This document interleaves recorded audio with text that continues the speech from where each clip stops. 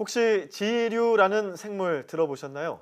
이끼처럼 보이는 이 생물은 균류와 조류의 공생체로 땅의 옷이라는 뜻을 가지고 있는데요. 네, 이 지류 연구는 한동안 국내에서 거의 진행되지 않았던 불모지나 다름없었는데요. 10년이 넘도록 국내는 물론이고 극지방까지 다니면서 이 지류 연구에 힘써온 한 과학자가 있다고 합니다. 네, 오늘 탐구인에서는 순천대학교 지류연구센터장 허재선 교수를 모시고 이야기 나눠보겠습니다. 안녕하세요. 네, 안녕하세요, 안녕하세요. 교수님. 네. 네, 저희가 이 지류를 오늘 다룬다 이런 얘기를 들었을 때 이게 뭐지 싶어서 좀 생소하더라고요. 예, 예. 우선 어떤 건지 한번 설명을 해주시죠. 예, 보통 우리가 산에 가면 바위나 나무에 붙어 있는 그 지류를 이끼로 좀 잘못 알고 있는 경우가 있습니다. 네. 그 이끼는 하등식물입니다. 그런 거기에 비해서 지류는 곰팡이와 조류가 같이 더불어 사는 공생 생물체라고 할 수 있습니다. 예. 그러니까 이끼는 하등식물인 관계로 뭐 뿌리, 줄기, 잎 그런 식물적인 구조를 가지고 있는데 비해서요. 지류는 상하 피층, 수층의 곰팡이 조직과 그 녹색으로 보이는 조류 조직이 같이 더불어 사는 공생체가 차이점이라고 할 수 그림에 구조가 있겠습니다. 나와 있네요. 예, 맞습니다. 그렇군요. 네. 뭐 그리고 또 여러 가지 우리 그 환경에 여러 가지 뭐 맞춰가지고 살고 있다 그러는데 종류도 많다고 들었습니다. 예, 그 일반적으로 식물들이 살 수 없는데 이 지류들이 굉장히 잘 적응해서 하는데요. 예. 이런 특수한 공생 관계 때문에 그게 가능합니다. 네. 그래서 실제적으로 뭐 극지방이나 고산 지역, 사막 지역, 화산 지역 등 일반 식물들이 살 수 없는 지역에 잘 번성하고 전 세계 모든 지역에 살고 있다고 해도 과언이 아닙니다. 네. 그래서 전 세계적으로 약 14,000종 정도가 알려져 있고요. 예. 국내에도 700종 이상이 지금 보고되고 있습니다. 예, 그렇군요. 그렇군요. 그러니까 이 곰팡이와 조류가 서로 공생하면서 지류가 잘 번식할 수 있게 도와준다 이런 말씀이신데요. 그런데 이 이끼와 비슷하지만 조금은 다른 종류잖아요. 이 예, 예. 지류. 우리 생활에 어떤 영향을 주길래 이 여기에 대해서만 연구를 하시는지 어떤 영향을 주나요? 예, 뭐 최근에 연구자들이 가장 관심이 있는 게 지류가 만드는 2차 대사산물입니다. 네. 이 2차 대사산물이 항암, 함염증, 항비망, 항당뇨 등 다양한 양료 활성을 가지고 있습니다. 네. 그리고 이러한 그 2차 대사산물들은 다른 생물체에서는 발견되지 않는 굉장히 희귀한 천연물들인데요. 화학적 구조가 전혀 다른 신규 화합물들입니다. 그래서 여기에서만 나타나는 거군요. 예, 그렇습니다. 지류만이 만들 수 있는 물질입니다. 네, 지류만 만들 수 있다. 리트머스 종이도 그 지류의 성분을 활용한 거라고 들었습니다. 예, 우리가 그 pH 지시계라는 종이가 리트머스 시험지인데요. 예. 그 실제로 지유류의 리트머스 시험지는 지유류의 로셀라라고 하는 지유류 종이 있습니다. 그 추출물을 이제 그 종이에 입혀가지고 pH에 따라 색깔이 변하게 하는 그런 일종의 지시제입니다. 예. 그렇군요. 그리고 지류에 있는 여러 가지 성분들을 통해서 신약 개발에도 또 이걸 쓴다고 하는데 예, 예. 뭐 신약 개발 말고도 여러 가지로 쓰이죠. 어떻게 활용할 수 있을까요? 요즘 이제 그 미세먼지 관련해서 제가 종종 질문을 받는데요. 예. 뭐 지유류가 미세먼지를 저감할 수 있다, 뭐 이런 글들이 좀 종종 떠다닙니다. 예. 사실인가요? 근데 사실 지유류가 이 대기 중에 부유하고 있는 미세먼지를 직접적으로 흡수나 흡착은 할 수 없습니다. 근데 대신 지금 중국에서 불어오는 그 황사의 네. 근본 원인을 억제시키는데 이 지유류가 관여하고 있습니다. 어떻게요? 실제 중국의 사막 지역에 가보면 그 토양 표면에 딱딱한 층들이 만들어집니다. 네. 예. 근데 그 층들이 이 모래 입자가 날리는 것을 그 공중으로 부유되는 것을 방지시켜 주는데요. 이 딱딱한 층을 생물 토양 피막이라고 합니다. 예. 이 생물 토양 피막의 주성분이 남조류, 지유류입니다. 아. 그러니까 자연적으로 이 지유류와 남조류들이 이런 생물 토양 피막을 만들게 되면 예. 토양이 표면이 딱딱하게 굳어지고 날리지 않게. 예, 바람이 불어도 입자가 날리지 않게 되는 거죠. 네. 그래서 지유류가 생물 토양 피막 형성을 통해서 그 미세먼지 발생을 억제한다고 할 수 있습니다. 뭐 비만이나 치매 치료제에도 쓰일 수 있지만 이 미세먼지를 줄이는 데도 어느 정도 도움이 된다고 하니까 예, 맞습니다. 이 지유류 연구를 하시는 게 더 의미가 있겠다 이런 생각이 드는데요. 예. 근데 저희도 잘 지유류에 대해서 몰랐지만 학계에서도 그렇게 연구가 되지 않았던 분야잖아요. 어떻게 처음에 연구를 시작하게 되셨나요? 예, 제가 원래 전공이 대기오염인데요. 네. 지유류가 대표적인 대기오염 지표생물입니다. 그래서 제가 귀국을 해서 그 연구를 좀 진행하다가 논문을 좀 써야 되겠는데 네.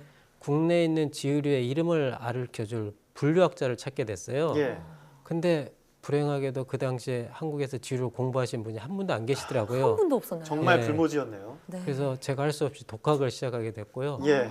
초창기에 뭐 가르쳐줄 선생님도 안 계시고 자료도 없어서 일본을 오가면서 좀 기초를 배웠습니다. 아. 이제 그 이후에는 이제 우리나라에 어떤 지류들이 있는지 좀 알아보기 위해서 채집도 시작하고 분류 연구도 이제 시작하게 된 예. 된 상황이었고요. 아.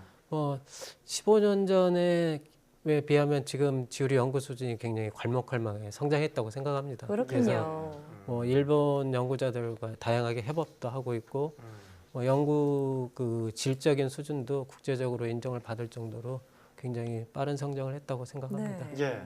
지금 계신 곳이 지류 연구센터인데 예. 그 전국에서 유일한 연구센터라고 들었습니다. 10년 동안 계속 여기서만 일해 오신 거죠? 예, 맞습니다. 그러니까 사실 2007년에 처음으로 국가 지원을 받기 시작했습니다. 예. 그때 그 지우리 연구 소재은행 사업을 하고 있는데요. 그 소재은행 사업에서 매년 일정 금액의 연구비를 지원해 주셔서 예. 기본 인프라를 구축할 수 있었고요. 네. 또 뭐 그런 게 바탕이 돼서 후학 양성이라든지 응용 연구들도 같이 할 수 있게 됐습니다. 네, 네. 그러셨군요. 저희가 아까 사진 좀 살펴보는데 예. 큰 나무 앞에서 이렇게 지유 직접 채집하신 것 같은 예. 그런 나무 앞에서 사진 찍으신 것도 있더라고요. 직접 채집을 이렇게 다니시는 것 같은데요. 어떻게 다니시나요? 일단은 이제 뭐 한국에 어떤 지류가 있는지 알려면 네. 분류 연구를 해야 되는데 분류를 하려면 표본이 필요합니다. 네. 그러면 이제 지류가 잘 자라는 데를 찾아다녀야겠죠. 그런데 지류는 광이 있어야 되기 때문에 그 산의 경우 같은 경우는 뭐 절터, 또 공터, 그다음에 산 정상 능선에 굉장히 잘 분포하고 있어요. 아, 좀 많이 발견되는 편인가요? 예, 그러니까 좀 불행하게도 산 꼭대기까지 올라가야 됩니다. 얘를 네. 채집하려면.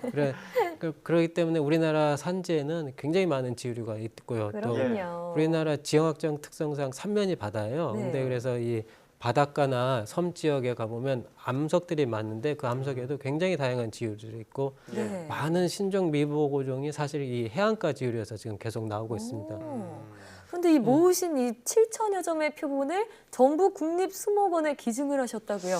왜냐하면 아무래도 저는 언젠가 은퇴를 할 것 같고 아, 그 기왕 은퇴해서 넘겨주는 것보다는 젊은 세대들이 일할 수 있을 때 먼저 내놓고 같이 일하는 게 나을 것 같아서 네. 그래서 또 수목원이 10년 동안 이 연구를 많이 도와주셨어요. 네. 그래서 그쪽에 기증을 하는 게 여러 사람들이 같이 공유를 하고 더 그러셨군요. 빠르게 발전하는 데 도움이 될 까 해서 내놨습니다. 네. 네. 그런데 그 모으신 그런 지휘류 중에서는요, 국내에서 채집하신 것도 있겠지만 왜 예. 극지방에서 채집하신 것도 있을 것 같은데요. 뭐 앞서 말씀드렸듯이 지류가 극한 환경에 굉장히 잘 적응하는데요. 네. 그 남극 북극 모두 다 많습니다. 특히 그 세종기지가 있는 바톤반도에 네. 실제로 가보시면 그 땅 위에 자라는 거라고는 이끼하고 지류밖에 없습니다. 네, 네. 지금 화면에서 나오는 저곳이죠.